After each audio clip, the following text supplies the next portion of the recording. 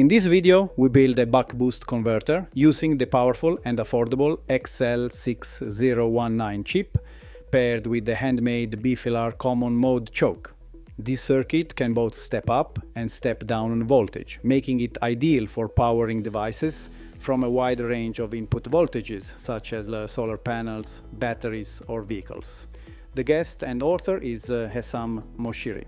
He holds an MSc degree in embedded systems design and is experienced in electronic design and digital marketing. He owns a YouTube channel named My Vanitar that talks about electronic projects and design in the measurement tips.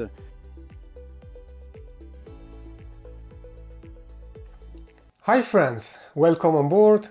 This time I have designed a buck-boost converter circuit that I want to share with you. Here is the top side of the board from different angles, and here is the bottom side. At the heart of the circuit is a well-known controller chip. This one, the part number is XL6019. You have probably seen it used in various boost converter modules.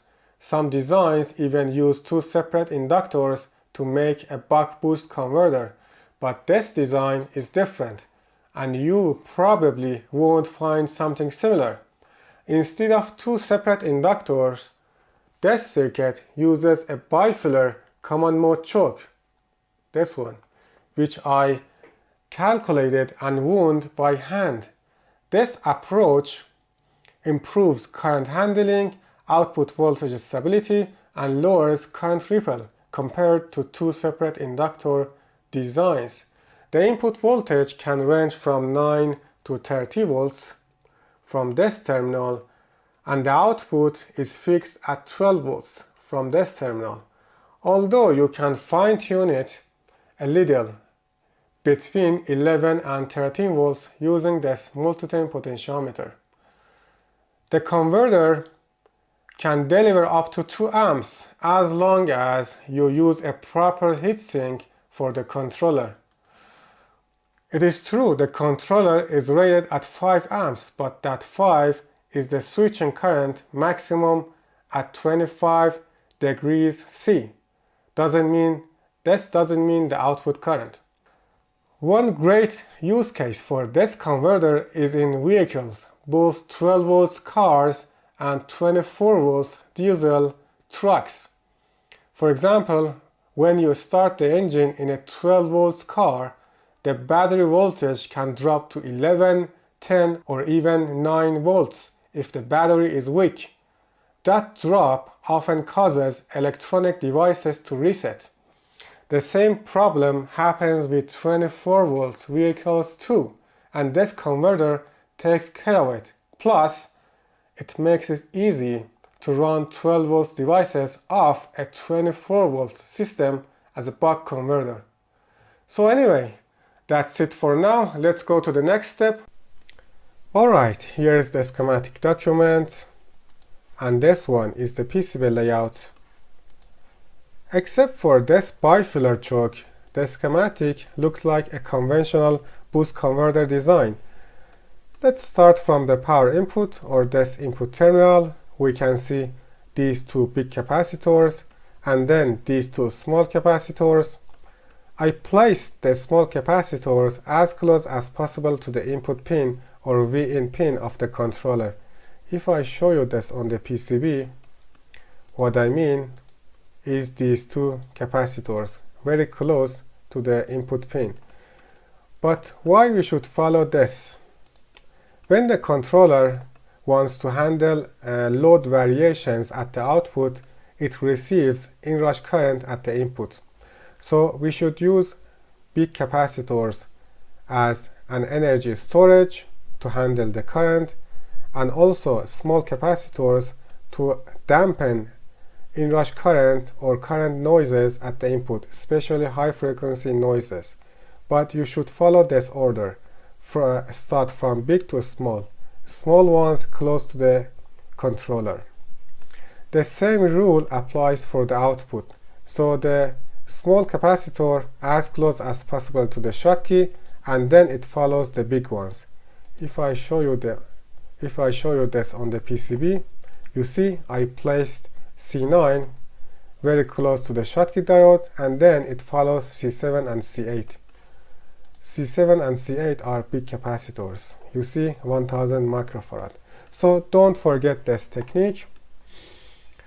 These resistors belong to the feedback network because the controller senses the output voltage through these resistors and regulate it. Let's go to the PCB. So I explained the capacitors technique. The second technique is this copper plane. I mean the copper plane between the switching pin of the controller and the adjacent inductor or Schottky diode. In this case is inductor. This copper plane should be short and wide because this area contains wild switching current, and if it is not wild and short, it will act as an antenna, a good candidate for high radiated emission. So be careful about this and follow this technique. The next point is grounding. If I enable the single layer mode, you see this copper plane is ground and this copper plane is also ground, and these two ground planes do not have any loop. You should follow the same thing in your designs. Also, don't forget to use vias or vias when it's necessary, especially near the ground pin of the decoupling capacitors, and also near the areas or in the areas where the current handling is necessary. I used vias in this design for both purposes, so near the ground pin of the capacitors and also here to enhance the current handling of the copper area at the input. You see? The last point is the thermal relief on the capacitor's pins. You see I use thermal relief. We should use this technique when the capacitors are close to a heat source such as this Schottky diode. So this thermal relief technique ensures that the capacitors will not warm up the same as the copper plane underneath the capacitors. Because when the capacitors warm up, this reduces the lifetime or lifespan of the capacitors because their internal resistance or ESR increases and the lifespan decreases dramatically. So I think I covered all of the points. If you have any questions, just let me know in the comments section.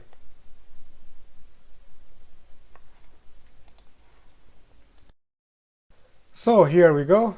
The picture on the left shows the selected toroid core, a green-blue iron powder type, along with its part number and manufacturer, which is Micrometals. The picture on the right shows the details of the choke, the magnet wire length, thickness, number of strands, and the pinout or footprint. As you see, you will need to prepare two identical magnet wires.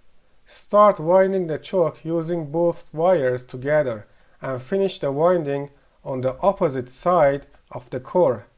That will be pin 2 and 3. The starting points of the wires will be marked with dots. After you are done with the winding, use a multimeter in continuity mode to check the pinout. Since both magnet wires look the same, it's easy to mix up the ends. This test helps to ensure you are soldering the correct wire ends to pin 2 and 3. So that's it with the choke. If you have any question, just let me know in the comments section. Let's go and test this board.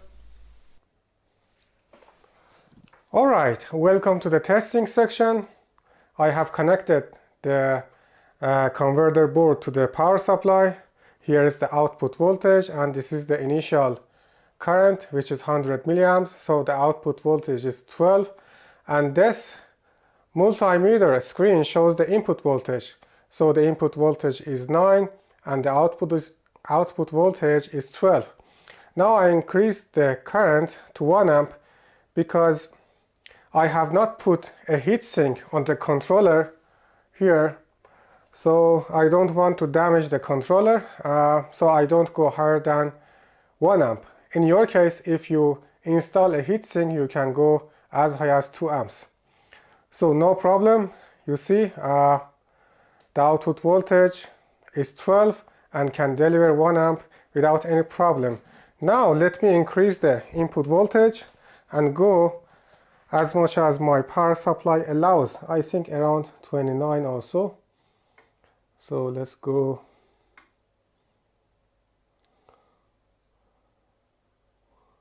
So this is the maximum voltage out of my power supply. So as you see, the converter works perfectly and the output voltage is pretty stable. So that's it for the test. Just build the circuit and have fun.